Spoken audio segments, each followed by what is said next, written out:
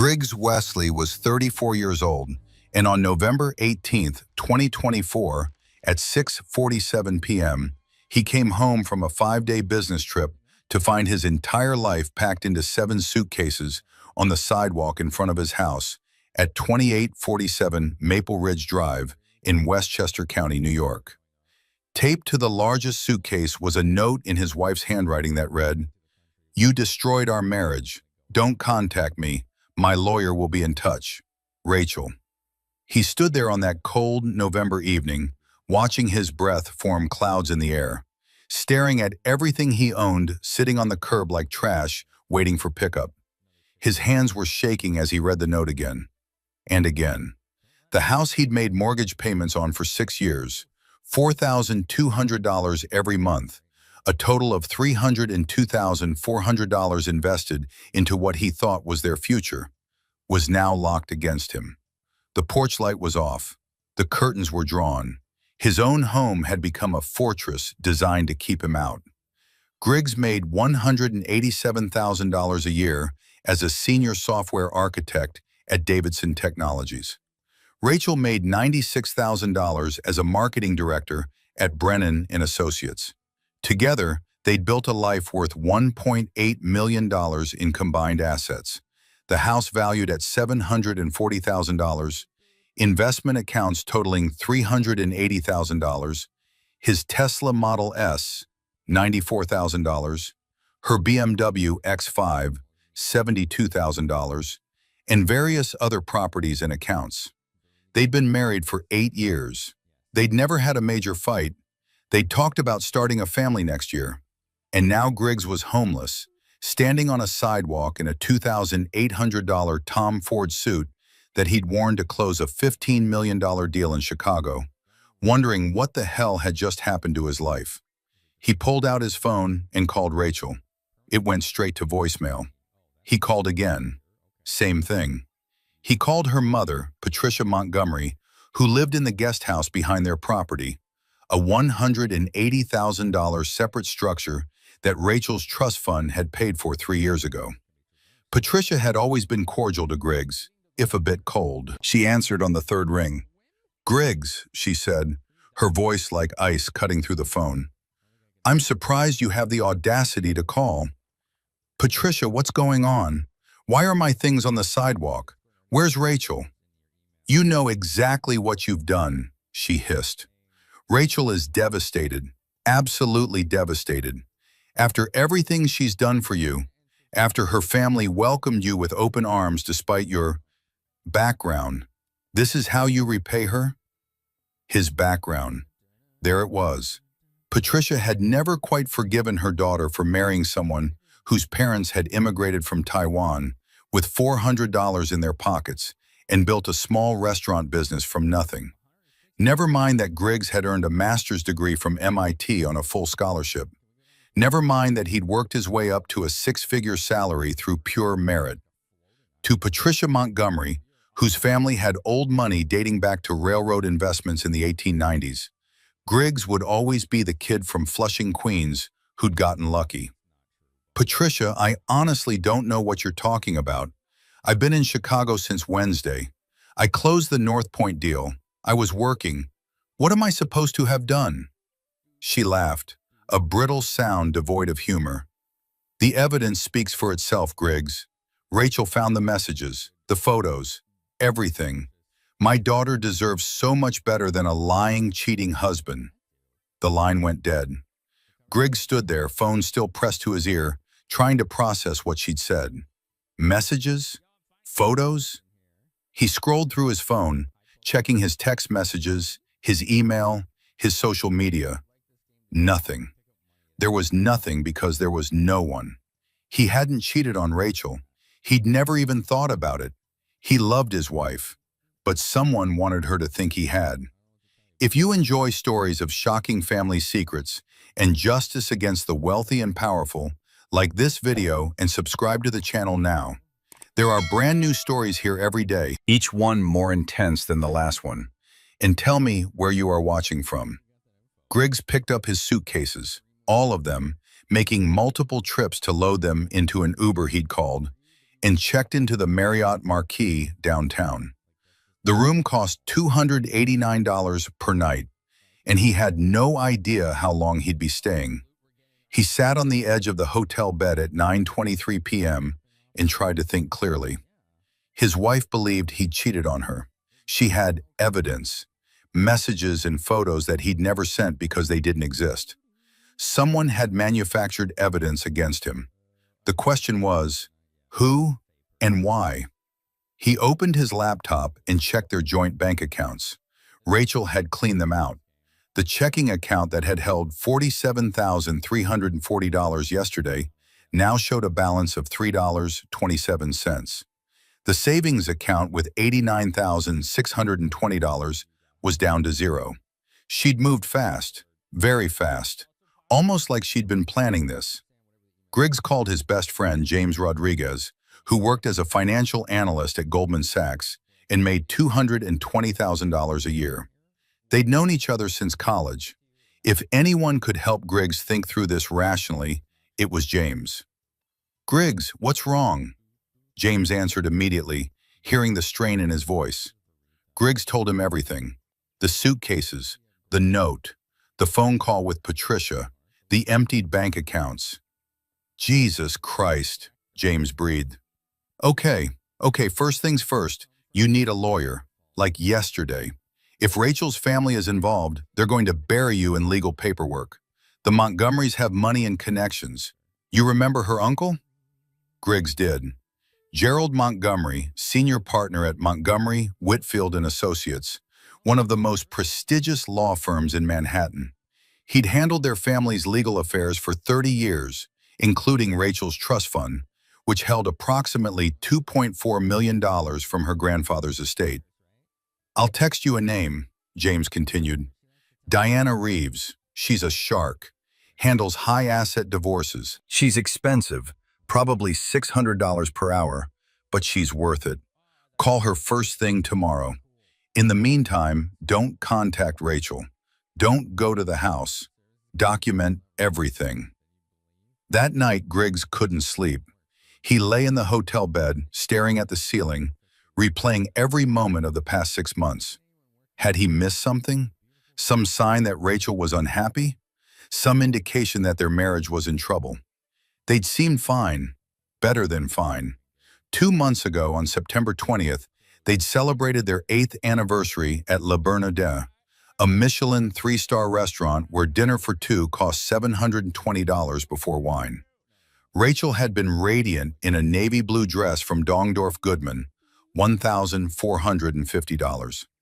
She'd held his hand across the table and told him she was ready to start trying for a baby. They'd toasted with Dom Perignon, $450 per bottle, to their future, to the family they'd build, to growing old together. What had changed? At 7 a.m. the next morning, November 19th, Griggs called Diana Reeves's office. Her assistant scheduled an emergency consultation for 10 a.m. The retainer fee would be $15,000. Diana Reeves was 52 years old, with sharp gray eyes and an even sharper mind. Her office on the 43rd floor of a building on 6th Avenue in Manhattan looked out over the city, a view that probably cost $30 per square foot in rent alone. She listened to Griggs's story without interruption, taking notes on a yellow legal pad. "Do you have access to your devices from the past week?" she asked when he finished. "Laptop, phone, anything that can establish your location and activities?" "Everything. I keep detailed records for work. I have time-stamped emails, meeting notes, location data from my phone. I was in Chicago from November 13th through November 18th. I gave a presentation to North Point's Board of Directors on November 16th at 2 p.m. Central Time. There were 12 witnesses, including their CEO, Thomas Brennan, who approved our $15 million software implementation deal. Diana nodded, making more notes. "Good, we'll need all of that. Now, you mentioned your mother-in-law said something about messages and photos. Do you have any idea what she might be referring to?" "Note, I've checked everything. My phone, my email, my social media accounts. There's nothing." "What about your wife's phone? Could someone have sent her manufactured evidence from a spoofed account? The thought hadn't occurred to Griggs. You mean someone created fake messages to look like they came from me? It's easier than you'd think. There are apps, programs. If someone had access to your photos, your contact information, they could create very convincing fake conversations, text message screenshots, even manipulated photos. Diana leaned forward. Griggs, I need you to think carefully. Who benefits from your marriage ending? He opened his mouth to say no one, but then stopped. Because that wasn't true, was it? Rachel's trust fund, Griggs said slowly. It's structured so that if she divorces, the money stays entirely hers. But if we stay married and she dies before her mother, I'd have inheritance rights to a portion of it. Patricia has always been very protective of the family money. How much are we talking about? The trust is worth $2.4 million, but there's more. Patricia herself has a personal net worth of around $12 million.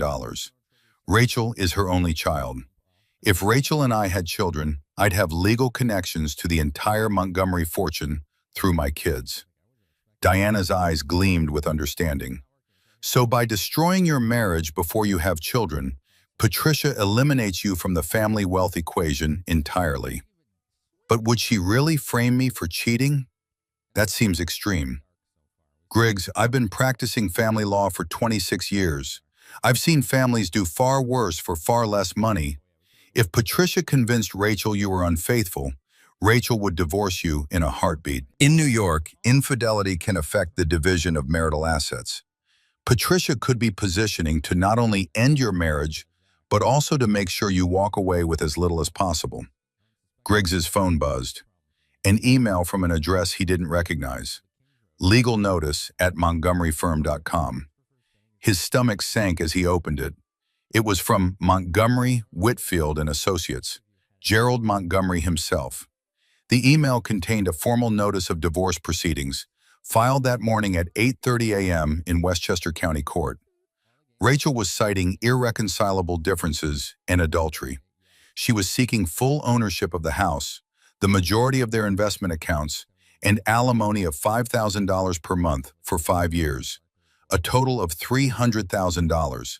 They were moving fast, incredibly fast. This wasn't a spontaneous decision driven by emotion. This was a coordinated attack, planned and executed with precision. They filed this morning, Griggs said, showing Diana the email.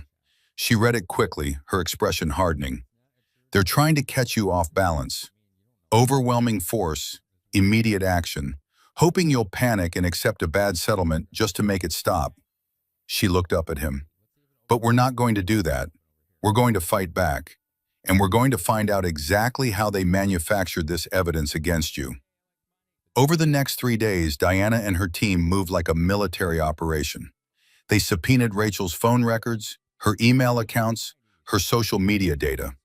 They deposed witnesses from Griggs's Chicago strip, collecting sworn statements that placed him 800 miles away from any possible affair. They hired a digital forensics expert, a man named Kevin Pham, who charged $350 per hour and could trace digital fingerprints through layers of internet obfuscation. On November 22nd at 3:15 p.m., Kevin walked into Diana's office with a tablet and a grim expression. I found something, he said. He pulled up a series of screenshots on his tablet. They showed text message conversations, supposedly between Griggs and a woman named Jessica L.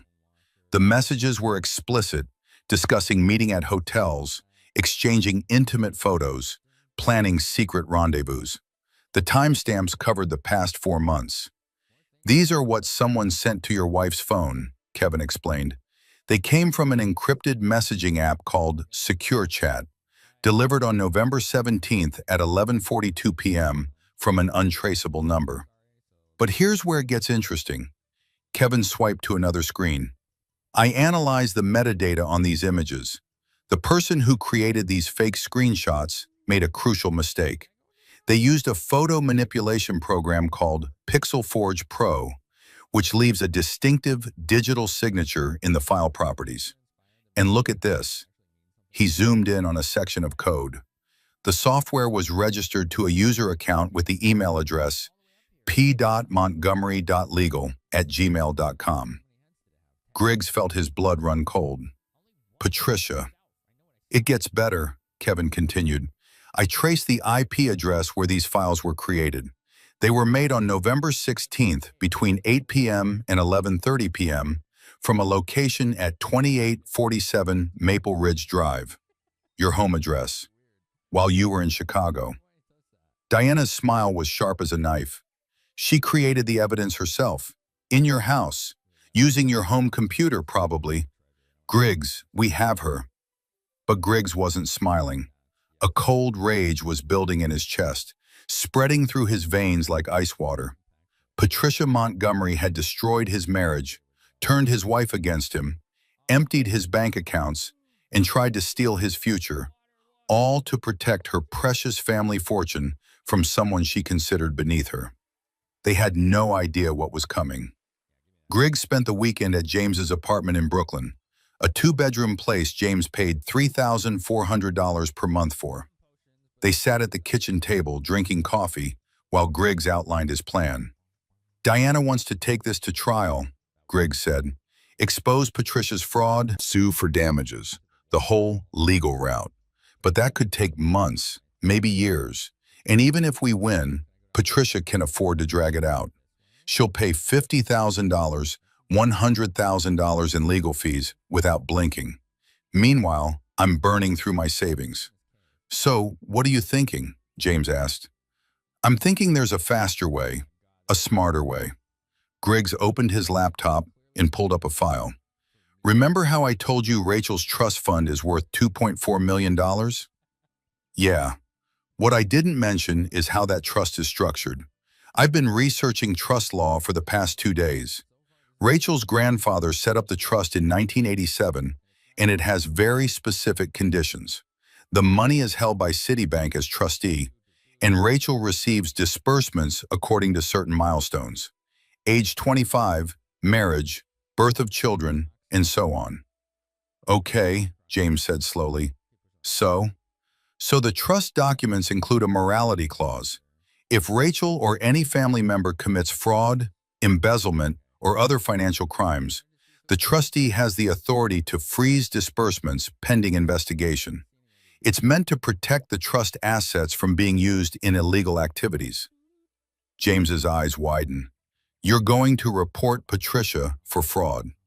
Not just report, I'm going to prove it. Kevin documented everything. The fake messages, the metadata, the IP addresses. Patricia Montgomery committed wire fraud, identity theft, and conspiracy. Those are federal crimes. I'm going to hand everything over to the FBI and let them investigate. And when they do, Citibank will freeze the trust. All $2.4 million of it. Rachel will lose access to her money, James said.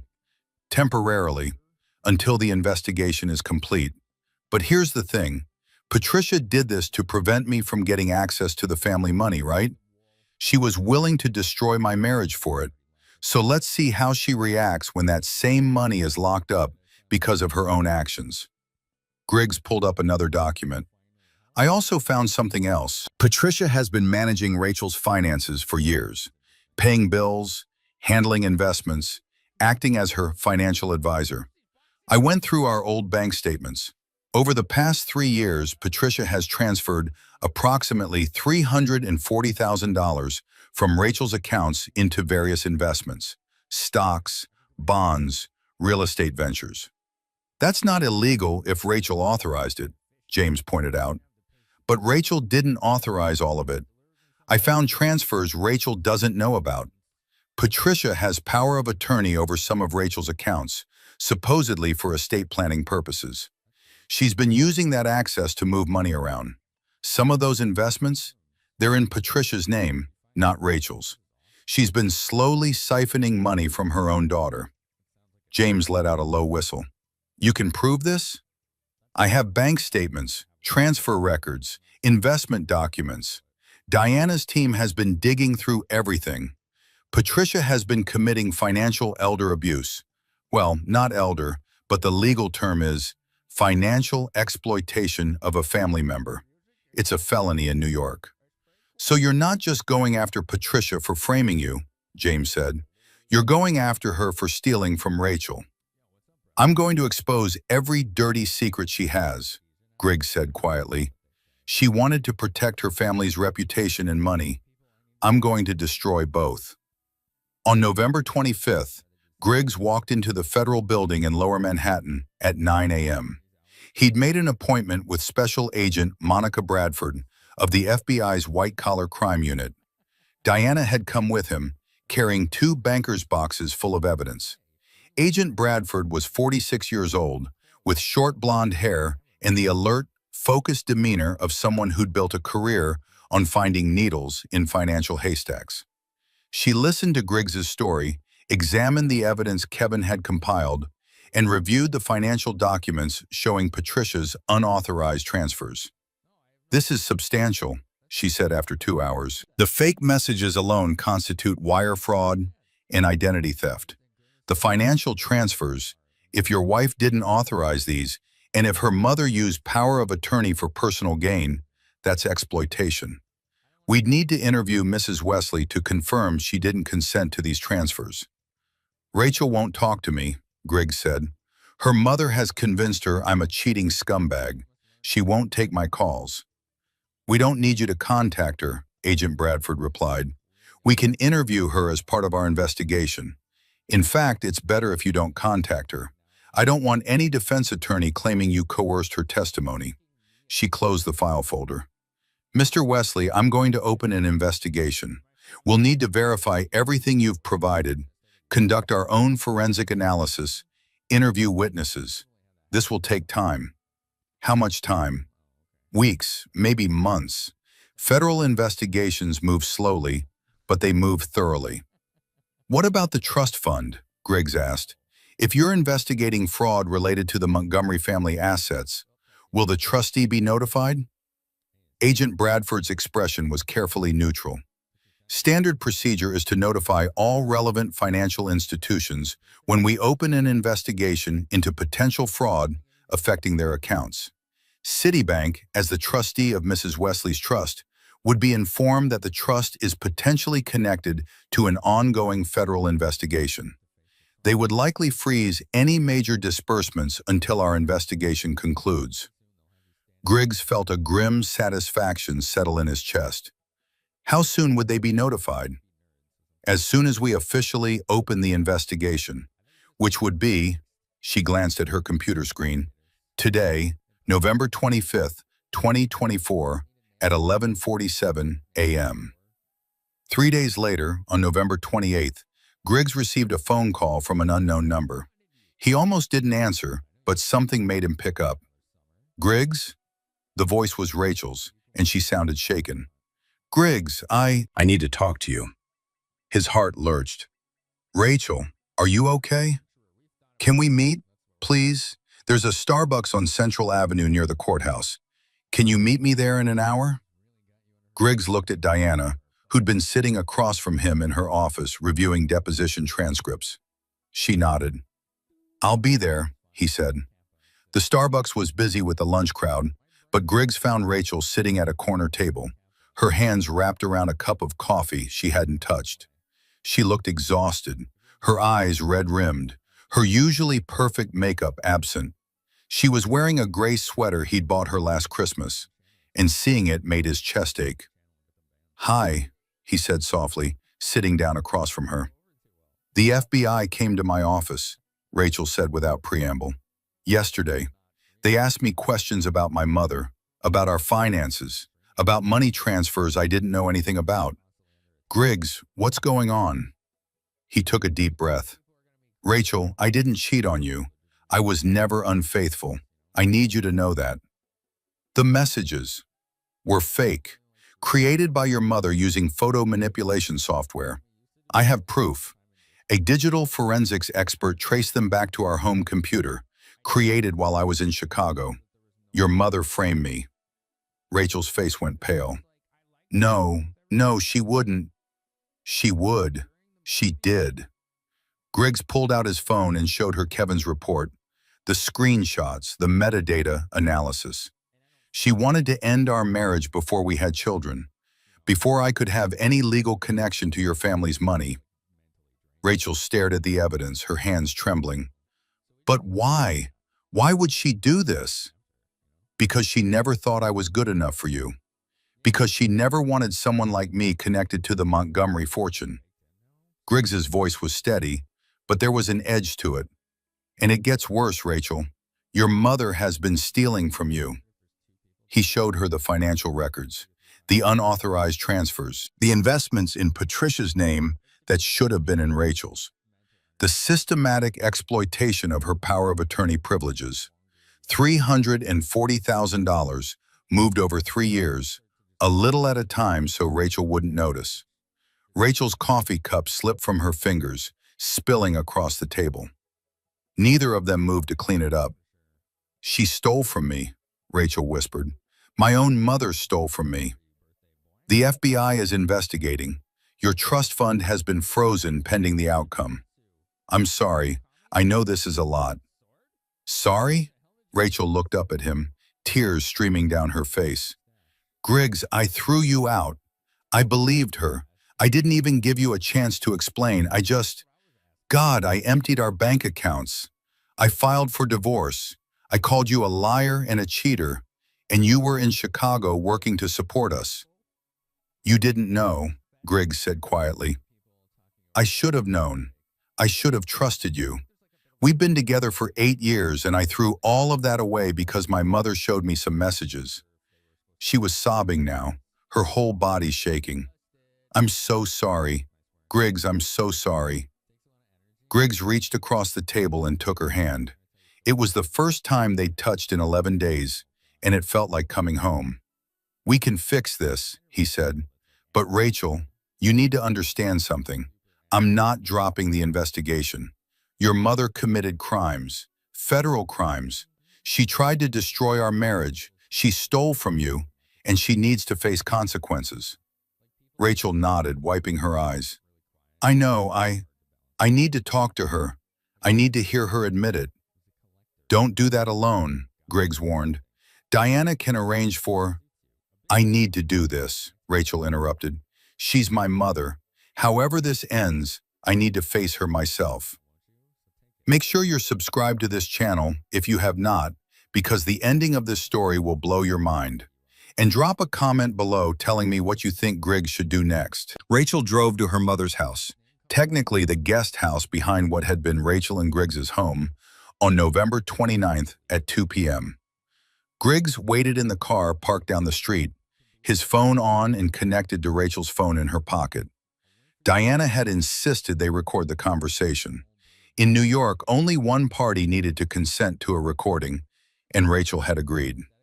Patricia answered the door in a cream-colored cashmere cardigan that probably cost $800, her silver hair perfectly styled. Rachel, darling, I wasn't expecting you at this hour. Shouldn't you be at work? We need to talk, Mother. Rachel's voice was cold in a way Griggs had never heard before. Inside, now. Patricia's smile faltered. Of course. Is everything all right? They moved into the guest house living room, a tastefully decorated space with furniture from Restoration Hardware and art from local galleries. Patricia had spent approximately $65,000 furnishing the space when she'd moved in 3 years ago, all paid for by Rachel's trust fund. The FBI came to see me yesterday, Rachel said, not sitting down. They asked about you, about financial transfers, about fraud. Patricia's face went very still. The FBI? Darling, that must be some mistake. What on earth would the FBI want with... Don't! Rachel's voice cracked like a whip. Don't lie to me, not anymore. I know what you did, Mother. I know about the fake messages you created to make me think Griggs was cheating. I know about the money you've been stealing from my accounts. I know everything. For a long moment, Patricia said nothing. Then she sighed and sat down on the sofa, her composure sliding back into place like a mask. You don't understand the full picture, Rachel. Then explain it to me. Explain why you destroyed my marriage. Explain why you stole $340,000 from me. I didn't steal anything, Patricia said sharply. That money was invested on your behalf. The returns have been excellent. I've grown your portfolio by 18% over the past 3 years. I was managing your assets. Without my knowledge, without my permission. Rachel pulled out her phone and showed her mother the financial documents Griggs had compiled. These investments are in your name, Mother, not mine. You transferred my money into accounts I can't access. Patricia's jaw tightened. Those are trust structures, complex financial instruments that require sophisticated management. You don't understand wealth preservation, Rachel. You never have. Your grandfather built this family's fortune through careful stewardship, and I've been protecting it. Protecting it from who? From Griggs? Yes. Patricia stood up, her composure finally cracking. From that immigrant son who saw you as a meal ticket. Do you think he married you for love, Rachel? A man from his background, suddenly elevated into our world?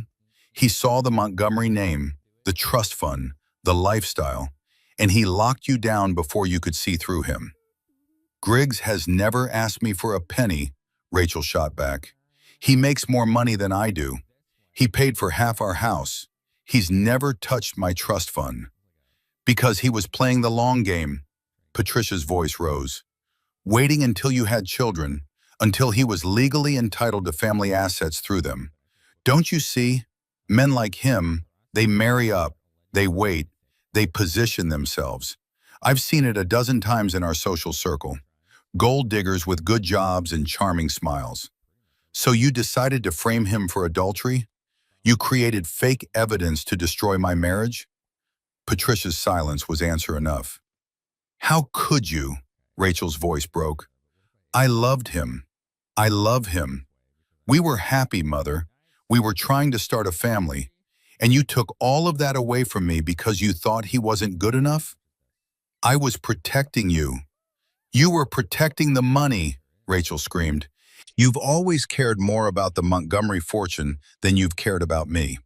More than you cared about my happiness, my marriage, my future. You stole from me, Mother. You committed crimes. The FBI is investigating you. My trust fund is frozen. Our family's reputation is going to be destroyed. And for what? To keep Griggs away from money he never wanted in the first place? Patricia's face had gone white. The trust is frozen? As of 3 days ago, Citibank received notice that the Montgomery family assets are under federal investigation for fraud. I can't access any of it until the investigation concludes, which could take months or years. This is Griggs's doing, Patricia said, her voice venomous. He's punishing us. He's using the FBI to... He's exposing what you did, Rachel interrupted. You framed him. You stole from me. He documented everything and handed it over to law enforcement. What did you think would happen, Mother? That he would just accept being kicked out of his own house? That he'd let you destroy his reputation and walk away? Patricia sank back onto the sofa, her hand pressed to her chest. Your uncle can fix this. Gerald has connections. We can make this go away. Uncle Gerald is going to have to recuse himself. He can't represent you when the fraud involves his own firm's management of the family trust. You're on your own, Mother.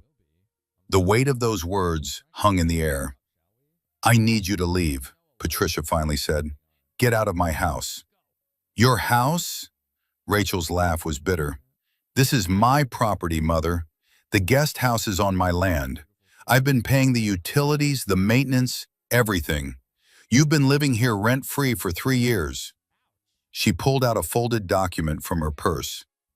This is a formal notice to vacate. You have 60 days to find somewhere else to live. Patricia stared at the document like it was a snake. You're evicting me? I'm your mother. You're a criminal, Rachel said quietly, and I can't have you living on my property while the FBI investigates you. I'm sorry, Mother, but you did this to yourself. Rachel turned and walked out, leaving Patricia sitting alone in the guest house, surrounded by furniture bought with stolen money. Griggs was waiting at the car when Rachel emerged. She was crying, her whole body shaking with suppressed sobs. He held her while she broke down, standing on the sidewalk of the street they'd once called home together. "I had to do it," she gasped between sobs. "I had to face her. But Griggs, she's my mother. She's all I have left of my family." "I know," he murmured, stroking her hair. "I know, sweetheart. I'm so sorry." They stood there for a long time, holding each other while the November wind picked up around them. The next few weeks were a whirlwind of legal proceedings. Diana filed motions to dismiss Rachel's divorce petition based on the fraudulent evidence that had prompted it. The judge, a stern woman named Margaret Henderson, who'd been on the bench for 22 years, reviewed the digital forensics report and immediately suspended all proceedings pending the FBI's investigation. "Mrs. Wesley," Judge Henderson said at the December 10th hearing, "are you withdrawing your petition for divorce?" Rachel stood up, her hand clasping Griggs's. "Yes, Your Honor. The grounds for the petition were based on false evidence created by my mother. My husband never committed adultery. I want to withdraw the petition and I want to apologize to the court for wasting its time." "The court appreciates your honesty, Mrs. Wesley. Petition dismissed." Judge Henderson looked at Patricia, who sat in the back of the courtroom with her newly hired attorney, a man from a mid-tier firm who charged $400 per hour, significantly less prestigious than Uncle Gerald's operation. "Mrs. Montgomery, I'm referring this matter to the district attorney's office for potential criminal charges. Creating false evidence to interfere with a marriage may constitute fraud, identity theft, and conspiracy. You should consult with your attorney." Patricia's face remained frozen, but Griggs saw her hands trembling in her lap. Meanwhile, the FBI's investigation was expanding. Agent Bradford had interviewed employees at Citibank who managed the Montgomery Trust. They discovered additional irregularities. Patricia had made several large transfers in 2022, moving $180,000 from the trust into a vacation property in the Hamptons that was titled in her name alone. She justified it to the bank as family estate planning, but the trust documents didn't authorize such transfers. Agent Bradford had also subpoenaed records from Montgomery, Whitfield, and Associates, looking into Uncle Gerald's role. Had he known about Patricia's financial manipulation? Had he advised her on how to structure the transfers to avoid detection? The law firm was cooperating, barely, but Gerald Montgomery had hired his own criminal defense attorney, a shark named Robert Kellerman, who charged $800 per hour and specialized in white-collar crime. The Montgomery family's carefully constructed facade of old money respectability was crumbling, piece by piece. On December 18th, Griggs and Rachel met with a marriage counselor. Dr. Sarah Winters charged $250 per session and specialized in couples recovering from betrayal and family trauma.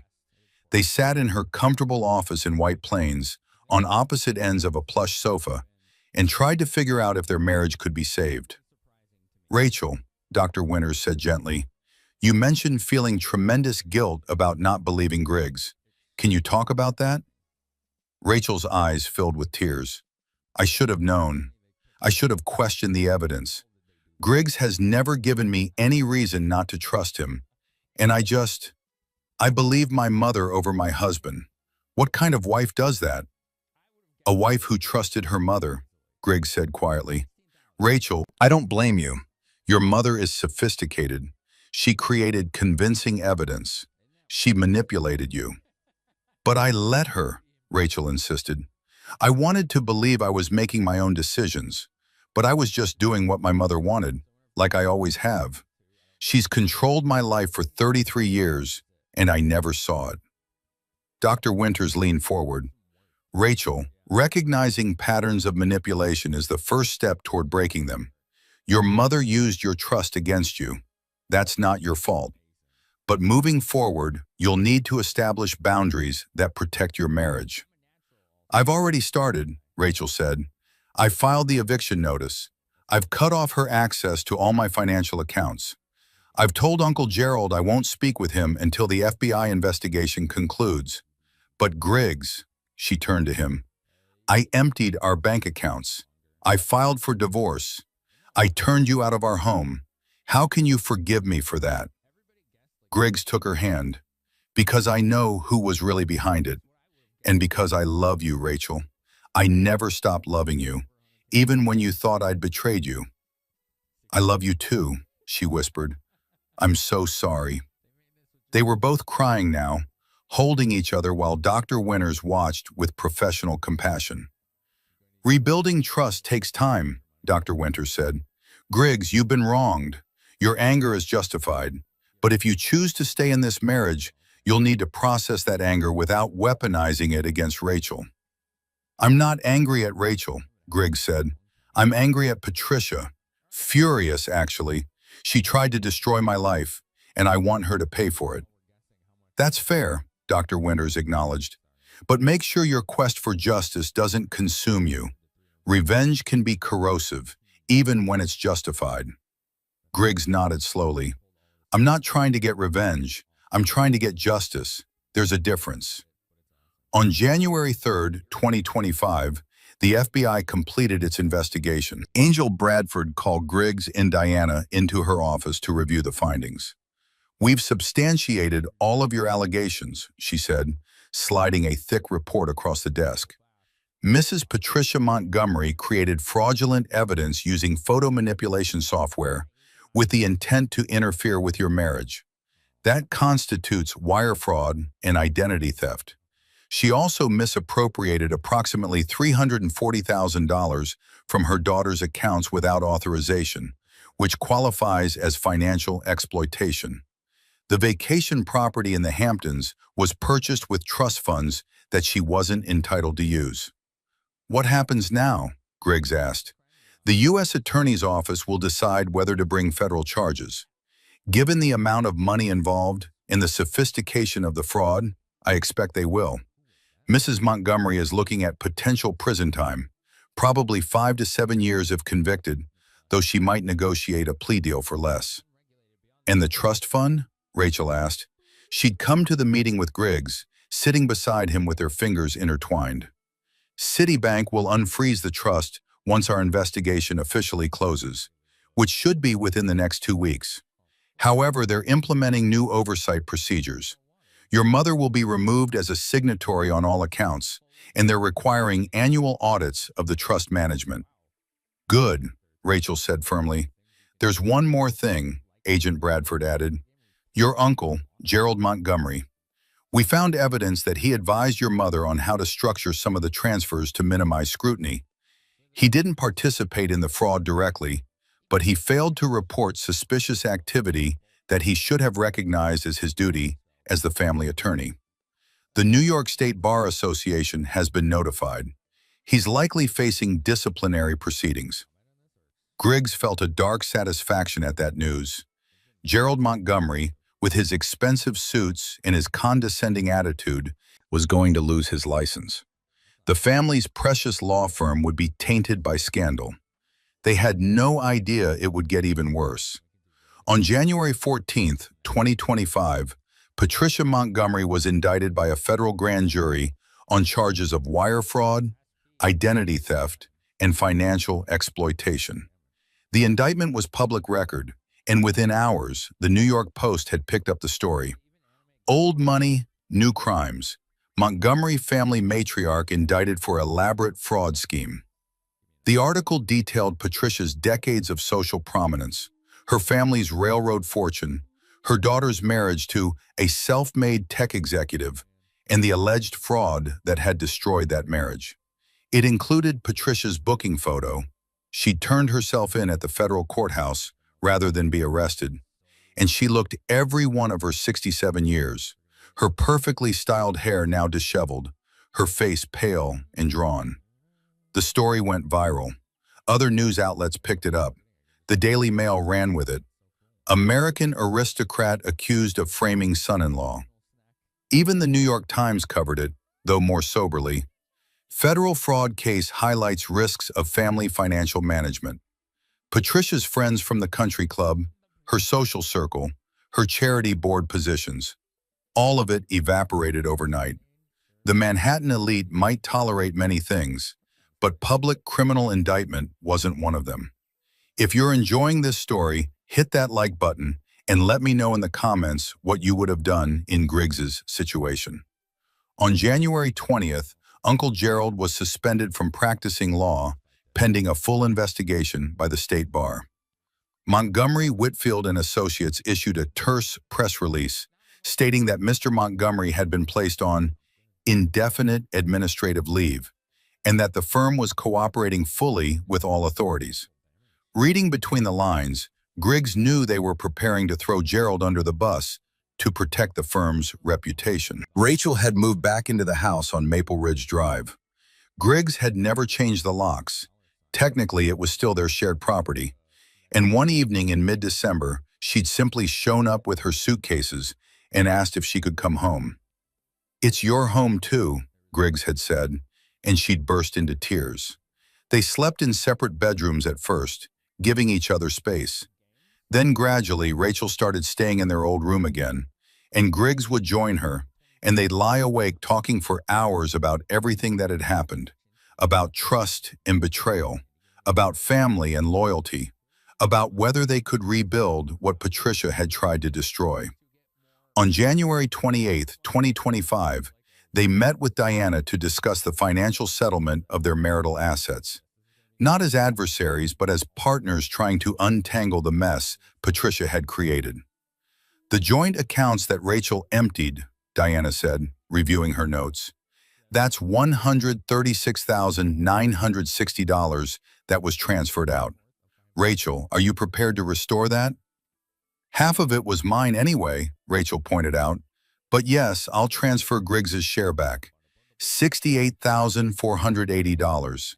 Plus interest if that matters." "I don't want interest," Griggs said. "Just the principal is fine." Diana made a note. "The house is currently titled in both your names, with equity of approximately $290,000 after the mortgage.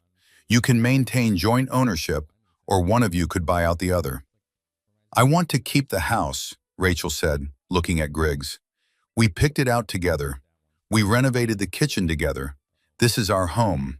I don't want to lose it." "Neither do I," Griggs agreed. "The Tesla and BMW are titled separately, so those stay with whoever's name is on the title," Diana continued. "Investment accounts.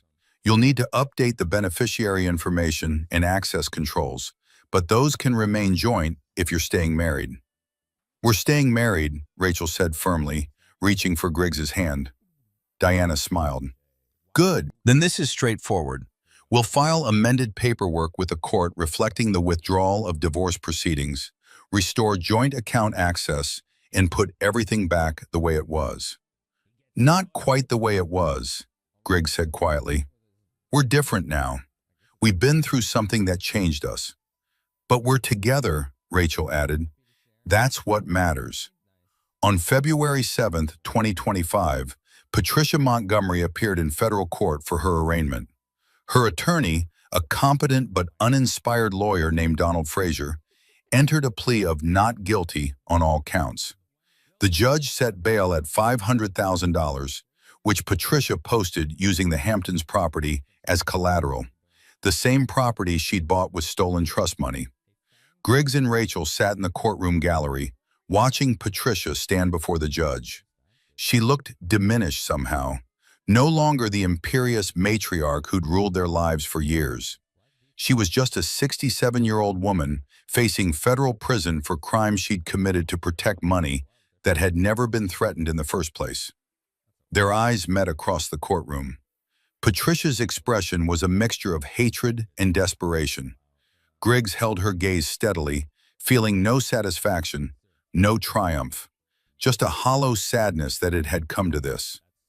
After the hearing, as they walked out of the courthouse, Rachel said, "She's going to prison, isn't she?" "Probably," Griggs replied. "Even with a plea deal, she's looking at years behind bars." "I should feel something," Rachel said. "Anger, satisfaction, something. But I just feel empty." Griggs stopped walking and turned to face her. She's your mother. It's okay to grieve for who you thought she was, even while holding her accountable for who she really is. Rachel leaned into him, and he wrapped his arms around her. They stood there on the courthouse steps, holding each other while the February wind whipped around them, just as they had 2 months earlier on the sidewalk of their home. But this time, they were facing forward together. The trial was scheduled for April 2025, but everyone knew it wouldn't actually go to trial.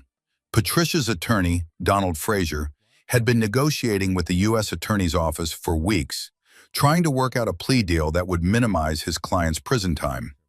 "They're offering 6 years, Diana told Griggs and Rachel in a meeting on March 12th. She'd plead guilty to 1 count of wire fraud and 1 count of financial exploitation. The identity theft charges would be dropped. With good behavior, she'd probably serve 4 to 5 years. "That seems light," Griggs said. "It's actually fairly standard for a first-time white-collar offender," Diana explained. "The federal sentencing guidelines factor in the amount of money involved, the sophistication of the fraud, and the defendant's criminal history. Patricia has no priors, and she's cooperating with the prosecution's case against Gerald." "Uncle Gerald's going to be charged too?" Rachel asked. The Bar Association investigation found substantial evidence that he knowingly facilitated Patricia's financial exploitation. He's facing his own federal charges for conspiracy and obstruction. He's probably looking at 3 to 4 years. Rachel closed her eyes. "My whole family is going to prison." "You still have me," Griggs said softly, squeezing her hand. "I know," she whispered. "You're the only family I have left." On March 28th, Patricia accepted the plea deal. In a formal hearing, she stood before Judge Andrew Morrison in the Southern District of New York and intimidated, in a voice barely above a whisper, that she had committed wire fraud and financial exploitation against her own daughter.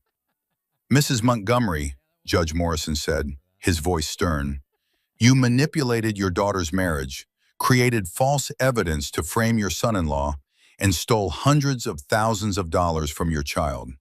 These are not crimes of passion or desperation. These are calculated, sophisticated crimes committed for pure greed.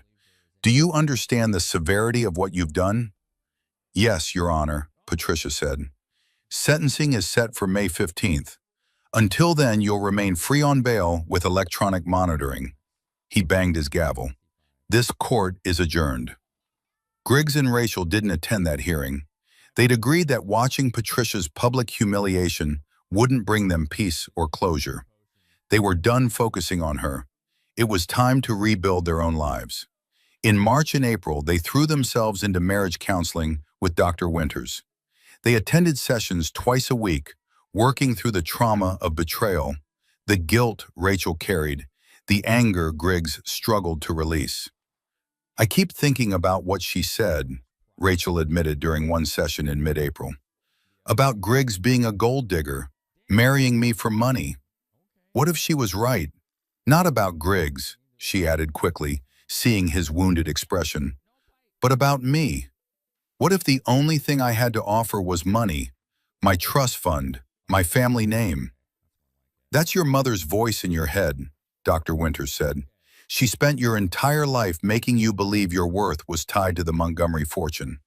But Griggs, what made you fall in love with Rachel?" Griggs thought back to their early days when they'd met at a tech industry conference in 2015. Rachel had been there representing her marketing firm, pitching to potential clients. He'd been a junior architect at Davidson Technologies, attending panels and networking. "You made me laugh," he said, looking at Rachel. "You were presenting to this room full of stuffy executives, and you made a joke about millennial marketing trends that was actually funny. After your presentation, I came up to tell you how great it was, and we ended up talking for 3 hours. We got coffee, then dinner, then coffee again the next morning. I didn't even know about your trust fund until months later. I fell in love with you because you were smart, funny, ambitious, and kind. The Montgomery money was just background noise. I was so nervous that first day," Rachel said, smiling through tears. "You were so handsome in that navy suit, And when you came up to talk to me, I thought I was going to pass out. I went home and told my roommate I'd met the man I was going to marry." "Did you really?" Griggs asked, surprised. "I really did. She thought I was crazy. We'd talked for 3 hours, and I already knew." Rachel wiped her eyes. "My mother tried to take that away from us. She tried to make me believe our love was transactional. But it never was, Griggs. It never was." They held each other while Dr. Winters smiled quietly, letting the moment breathe. On May 1st, Griggs received a call from Kevin Pham, the digital forensics expert who'd uncovered Patricia's fraud. "I found something else," Kevin said. "I've been doing additional analysis of Patricia's devices for the FBI, and I discovered deleted files from her laptop. Text messages between her and Gerald Montgomery, planning the whole thing." "Planning what?" Griggs asked. "The frame job. They coordinated it. Gerald advised her on how to create the fake messages, when to send them to Rachel, how to time the divorce filing for maximum impact. They wanted to catch you completely off guard, force you into a bad settlement before you could mount a defense." Griggs felt his jaw clench. "So Gerald was in on it from the beginning." "Completely. He's more culpable than the original charges indicated. I've sent everything to Agent Bradford. Gerald's attorney is going to have a bad day when this comes out." Indeed, on May 6th, Gerald Montgomery was hit with additional charges: conspiracy to commit wire fraud and obstruction of justice. His plea deal negotiations collapsed. He was now facing 8 to 10 years in federal prison. The law firm of Montgomery, Whitfield and Associates announced on May 8th that it was dissolving. After 127 years of continuous operation, serving Manhattan's elite families through 5 generations, the firm was shutting down. The other partners couldn't recover from the scandal. Clients were fleeing. The Montgomery name, once synonymous with prestige and discretion, was now toxic. Rachel cried when she read the announcement. Not for Gerald, who'd betrayed her as thoroughly as her mother had, but for the loss of family history. The firm had been founded by her great-great-grandfather in 1898. It had survived 2 world wars, the Great Depression, multiple recessions, but it couldn't survive Gerald's greed and Patricia's manipulations. "It's the end of an era," she said to Griggs, as they sat in their living room, reading the news on his laptop. "No," Griggs said gently. "It's the end of their era. You and I are building something new, something better." On May 15th, Patricia Montgomery was sentenced to 72 months in federal prison, followed by 3 years of supervised release. She was also ordered to pay $340,000 in restitution to Rachel, plus an additional $50,000 in fines. Griggs and Rachel attended the sentencing hearing this time. They needed to see it through to the end. Patricia stood before Judge Morrison, her attorney beside her, as the sentence was pronounced. She was wearing a simple gray dress, no more $800 cashmere cardigans, and she looked older than her 67 years, defeated. "Mrs. Montgomery," Judge Morrison said, "I've reviewed the arguments for leniency. Your attorney emphasizes your age, your lack of criminal history, your contributions to charitable organizations. But I've also reviewed the evidence of your crimes, and I'm struck by the cruelty of your actions. You didn't just commit financial fraud. You weaponized a mother's love against her own daughter. You manufactured evidence to destroy a marriage. You were willing to sacrifice your daughter's happiness to protect money that was never at risk in the first place." Patricia's shoulders shook. She was crying silently. "You'll serve your time at FCI Danbury," the judge continued. "Report date is June 1st, 2025. Do you understand the sentence?" "Yes, Your Honor," Patricia whispered. As the bailiff led her out of the courtroom, Patricia looked back at Rachel. Their eyes met. Griggs saw Rachel's hand tremble, saw her instinct to reach out, to comfort. But she stayed still. After a moment, Patricia looked away and walked through the door that led to the holding cells. "Are you okay?" Griggs asked quietly. "I will be," Rachel said. "Eventually." In the hallway outside the courtroom, they ran into Agent Bradford. "Mrs. Wesley, Mr. Wesley," she said, shaking their hands. I wanted to personally thank you for your cooperation throughout this investigation. Without your documentation and willingness to come forward, Mrs. Montgomery might never have faced justice. Thank you for believing me, Griggs said. When I first came to you with this story, I wasn't sure anyone would take it seriously. White-collar crime often depends on victims willing to speak up, Agent Bradford replied. Too many people stay silent out of shame or family loyalty. You did the right thing. After she left, Rachel turned to Griggs. Did we do the right thing? She's my mother. She's going to prison for 6 years. She'll be 73 when she gets out. She committed crimes, Griggs said. She hurt you. She tried to destroy us. Actions have consequences, Rachel. That's justice, not revenge. I know, Rachel said. I keep wondering if there was another way. There wasn't. Not without letting her get away with it. And if we'd done that, she would have just kept controlling your life, kept manipulating you, kept treating me like I was beneath your family. This was the only way to be free. Rachel nodded slowly. You're right. I know you're right. It just hurts. It's supposed to hurt, Griggs said. She's your mother. You're allowed to love her and hold her accountable at the same time. Those things don't contradict each other. They walked out of the courthouse into bright May sunshine.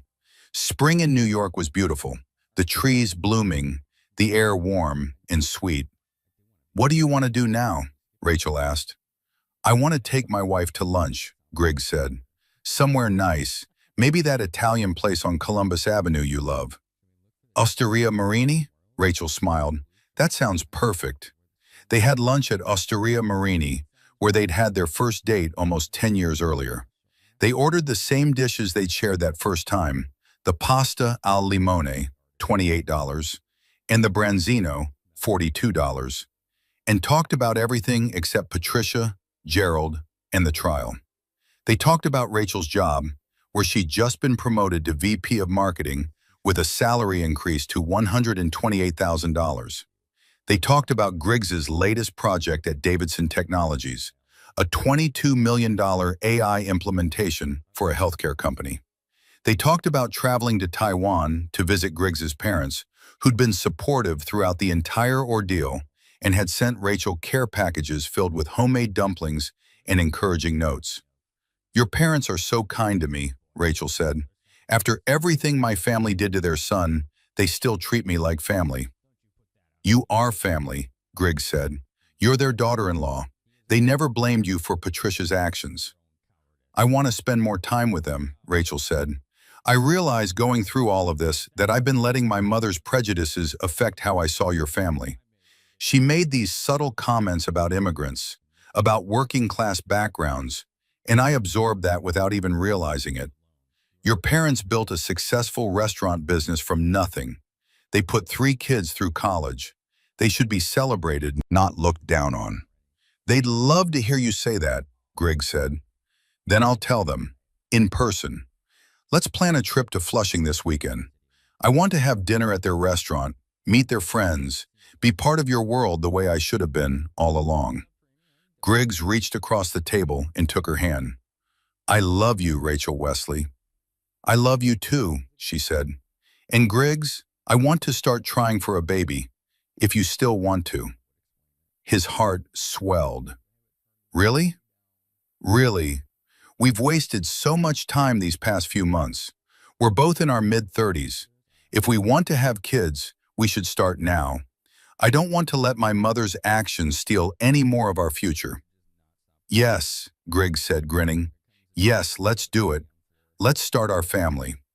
They finished lunch and walked through Central Park, holding hands, making plans. They'd convert the guest bedroom into a nursery. They'd need to buy a crib, probably something from Pottery Barn, $800, $1,200 range. They'd have to research pediatricians, daycare options, parenting classes. We're really doing this, Rachel said, sounding amazed. We're really doing this, Griggs confirmed. In June, Patricia reported to FCI Danbury to begin her sentence. Rachel didn't visit her. She wasn't ready. Maybe someday she would be, but not yet. The wound was too fresh. the betrayal too deep.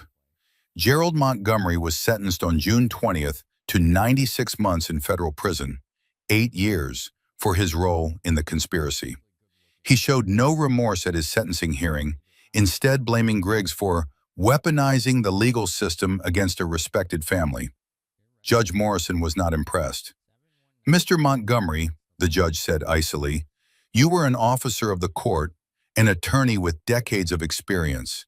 You knew exactly what you were doing when you helped your sister-in-law commit fraud. You betrayed your professional obligations, your ethical duties, and your own niece. You deserve every day of the sentence I'm imposing." The New York State Bar Association disbarred Gerald permanently.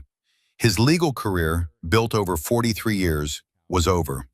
In July, Griggs and Rachel went to Dr. Winters for what they both knew would be their last counseling session. "You two have done remarkable work," Dr. Winters said. "When you first came to me, your marriage was hanging by a thread. Now look at you." "We still have hard days," Rachel admitted. "Sometimes I wake up and the guilt hits me all over again. Everything I put Griggs through. And sometimes I wake up angry," Griggs added, "thinking about what Patricia did, how close we came to losing everything." "That's normal," Dr. Winters said. "Trauma doesn't disappear overnight, but you've built tools to process those feelings together. You communicate honestly. You support each other. You've created a foundation strong enough to weather this storm and whatever comes next." "We want to try for a baby," Rachel said. "Is that a good idea, given everything we've been through?" "Do you want a baby?" Dr. Winters asked. "Yes," they said together. "Then it's a good idea. Healing doesn't mean waiting until everything is perfect. It means moving forward with intention and commitment. You two have that." They left Dr. Winters' office holding hands, feeling lighter than they had in months. In August, Rachel discovered she was pregnant. She took 3 different tests to be sure, then set up a surprise for Griggs. She made dinner, chicken parmesan, his favorite, and set the table with their good china. When he came home from work, she was waiting with a small gift box. "What's this?" he asked, confused. "It's not my birthday." "Just open it," Rachel said, barely able to contain her excitement. Inside the box was a tiny pair of baby shoes, size newborn, in soft yellow. Griggs stared at them for a long moment before the realization hit him. "You're pregnant?" he breathed. "I'm pregnant," Rachel confirmed, laughing and crying at the same time. Griggs picked her up and spun her around the kitchen, both of them laughing, tears streaming down their faces. When he set her down, he knelt and pressed his face to her still flat stomach. "Hello in there," he whispered. "We're your parents, and we already love you so much." They called Griggs's parents that night. His mother, Lynn, screamed with joy loud enough that they had to hold the phone away from their ears. His father, David, congratulated them with quiet emotion, saying he was proud of them for staying strong through difficult times. They didn't call Patricia. Rachel had written her mother one letter since she'd gone to prison, explaining that she needed space and time to heal. Patricia had written back, a rambling 8-page letter that alternated between apologies and justifications. Rachel had read it once and then filed it away. Maybe someday she'd read it again. Maybe not. In September, they attended their first prenatal appointment. The ultrasound technician, a cheerful woman named Maria, squeezed gel on Rachel's abdomen and moved the wand around until a fuzzy image appeared on the screen. "There's your baby," Maria said, pointing. "Strong heartbeat, measuring right on track for 8 weeks. Griggs and Rachel stared at the screen, mesmerized by the tiny flutter that was their child's heartbeat. Griggs squeezed Rachel's hands so tightly, his knuckles went white. "That's our baby," he said, awestruck.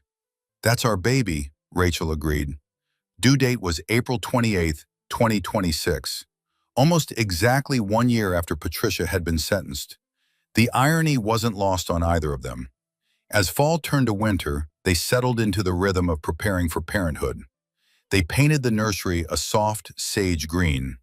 They bought a crib from Pottery Barn, $1,095, and a glider chair from West Elm, $899. They took parenting classes at the local hospital, $250 for a 6-week course. They argued good-naturedly about names. What about Griggs Jr., Griggs suggested. Absolutely not, Rachel said firmly. If it's a boy, I like James, after your best friend.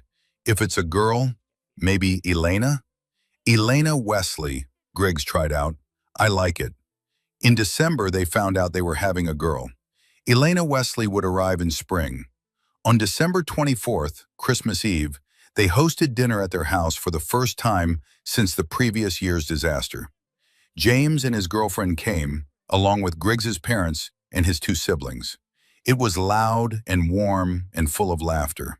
Lynn fussed over Rachel, making sure she ate enough, bringing special teas that were supposed to be good for pregnancy. David grilled Griggs about his plans for the baby. Had he set up a college fund yet? What about life insurance? Dad, she's not even born yet, Griggs laughed. It's never too early to plan, David said seriously. Parenthood requires preparation. After dinner, Rachel found herself alone in the kitchen with Lynn, doing dishes despite Lynn's insistence that pregnant women shouldn't be on their feet so much. Lynn, Rachel said quietly, thank you for accepting me. After everything my family did to Griggs, you would have every right to hate me. Lynn dried a plate and set it on the counter. Rachel, you are not your mother. You are your own person, and you make my son happy. That's all that matters to a mother. Rachel started crying, overwhelmed by the simple kindness of it. Lynn pulled her into a hug. You're our daughter now, our family, and soon we'll have a granddaughter. You've given us such a gift.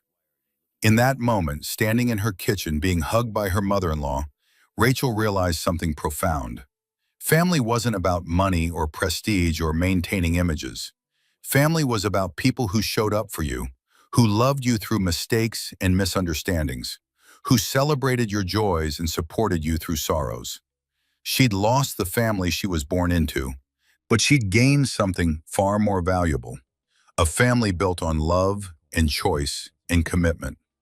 On New Year's Eve, Griggs and Rachel stood on their back porch, watching fireworks light up the sky over Westchester County. Rachel was 6 months pregnant now, her belly round and prominent. Griggs stood behind her, his arms wrapped around her and their unborn daughter. What are you thinking about? Rachel asked. I'm thinking about how close we came to losing this, Griggs said. How one person's greed almost destroyed everything we built together. But it didn't, Rachel pointed out. We're still here. We're having a baby. We're together. We're together, Griggs echoed. Despite everything Patricia tried to do, we're still together. Griggs, Rachel said, turning in his arms to face him. I need to say something. I've been thinking about this for months, and I need to say it. I forgive my mother. He looked at her in surprise. You do? I forgive her. Not for her sake, but for mine. I can't carry this anger and bitterness into our daughter's life. I don't want Elena to grow up in the shadow of family trauma. So I'm choosing to forgive. I may never have a relationship with my mother again. That trust is broken, maybe permanently, but I can release the anger. Griggs kissed her forehead. You're a better person than I am. I'm not sure I can forgive her. You don't have to, Rachel said. Your anger is valid. She tried to destroy you. But for me, forgiveness is the only way forward. Does that make sense? It makes perfect sense, Griggs said, and I'm proud of you for getting there. They stood together watching the last of the fireworks fade, feeling their daughter kick and move between them. The future stretched ahead, uncertain and beautiful, and theirs to build together. In February 2026, Rachel wrote a letter to Patricia. She'd been thinking about what Dr. Winters had said about healing and moving forward. She wasn't ready to visit, might never be ready for that, but she could offer this small gesture. The letter was short. Mother, I'm writing to let you know that I'm pregnant. You're going to be a grandmother. Her name will be Elena. I haven't decided yet if I'll bring her to visit you. That depends on a lot of things, including whether you can truly understand what you did to me and Griggs. but I wanted you to know she exists. I've chosen to forgive you, not because you've earned it, but because I need to move forward. Elena deserves parents who aren't consumed by bitterness and family trauma. If you want to be part of her life someday, you'll need to prove that you've changed, that you've learned from your mistakes, that you understand why what you did was so deeply wrong. I hope prison is giving you time to reflect on that. Rachel. She mailed the letter and felt a weight lift from her chest. On April 28, 2026, at 3:42 a.m., Elena Lynn Wesley was born at Westchester Medical Center, weighing 7 pounds, 4 ounces. She had Griggs's dark hair and Rachel's nose and lungs that could wake the entire maternity ward. Griggs held his daughter for the first time and wept. All the anger, all the trauma, all the pain of the past year and a half, none of it mattered in that moment. He had his wife, his daughter, his family. He had everything that mattered. Rachel, exhausted and radiant, watched her husband bond with their baby. "We did it," she whispered.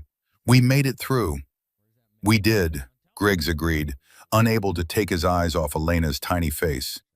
"And we're going to be okay, all three of us." Make sure you like this video and leave a comment telling me what you thought.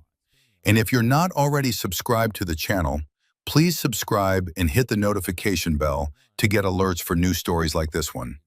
Thanks for watching, and I'll see you next time.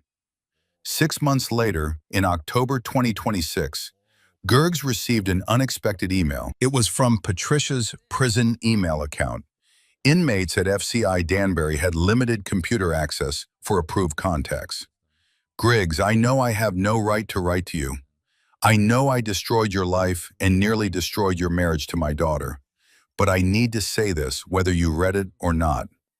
I was wrong. About everything. About you, about your worth, about your intentions. You were never after our money. You loved Rachel truly and completely. I saw that, and it terrified me because it meant I was losing control of my daughter's life. I spent 6 decades believing that money and prestige were what mattered, that protecting the Montgomery fortune was my highest duty. I sacrificed everything for that belief. My relationship with Rachel, my freedom, my reputation. And for what? So that a pile of money could sit in a bank account? I've had a lot of time to think in here. A lot of time to understand what I threw away. I had a beautiful, intelligent, loving daughter, and I pushed her away because I was too proud to accept that she'd chosen her own path. Rachel sent me photos of Elena. She's perfect. She has your eyes. I'm a grandmother, and I'm sitting in a prison cell because of my own actions, unable to hold my granddaughter. I don't expect forgiveness. I don't deserve it. But I want you to know that you won, not because you destroyed me, though I destroyed myself, but because you fought for your marriage and your family. You didn't let me win, and I respect that, even as I grieve what I've lost. Take care of my daughter and granddaughter. Be the family I couldn't be. Patricia Griggs read the letter twice, then forwarded it to Rachel without comment. She called him an hour later, crying. "Do you think she means it?" "I think she's had time to see what she lost," Griggs said. "Whether that translates to genuine change, I don't know. That's not for us to figure out right now." "Maybe someday," Rachel said. "When Elena's older, if Patricia has really changed, maybe someday." "Maybe," Griggs agreed, "but not today." Today, Griggs came home from work to find Rachel in the nursery, rocking Elena to sleep while humming softly. He stood in the doorway, watching his wife and daughter, and felt a peace settle over him that he'd never experienced before. This was justice. Not Patricia's imprisonment, though that had been necessary.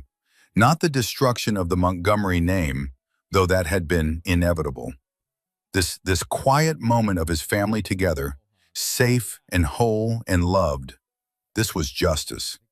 Sometimes the best revenge isn't revenge at all. It's building a life so good, so full of love and purpose, that the people who tried to destroy you simply don't matter anymore. He'd learned that you can't control what other people do to you, But you can control how you respond. You can choose anger and bitterness, or you can choose healing and growth. You can choose to be consumed by the injustice done to you, or you can choose to build something beautiful from the ashes. Griggs and Rachel chose beauty. They chose each other. They chose family, not the one Rachel was born into, but the one they created together. And that choice made all the difference. Elena stirred in Rachel's arms, making small baby noises. Rachel looked up and saw Griggs in the doorway. She smiled, that same smile that had captured his heart almost 11 years ago at a tech conference, and gestured for him to come closer. He crossed the nursery and wrapped his arms around both of them, his wife and his daughter, his family, his future. "I love you," he whispered to Rachel. "I love you too," she whispered back. "Thank you for never giving up on us. Thank you for finding your way back to me."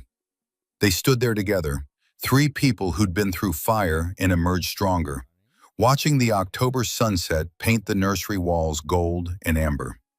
Outside, the world continued its complicated spin.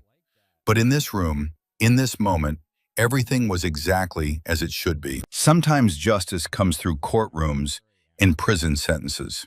Sometimes it comes through consequence and accountability. But sometimes, the best times, justice comes simply through surviving, through thriving, through refusing to let someone else's darkness extinguish your light. Griggs and Rachel Wesley had survived. They'd thrived. And they'd built a future that no amount of money or manipulation could ever take away from them. That was the deepest justice of all.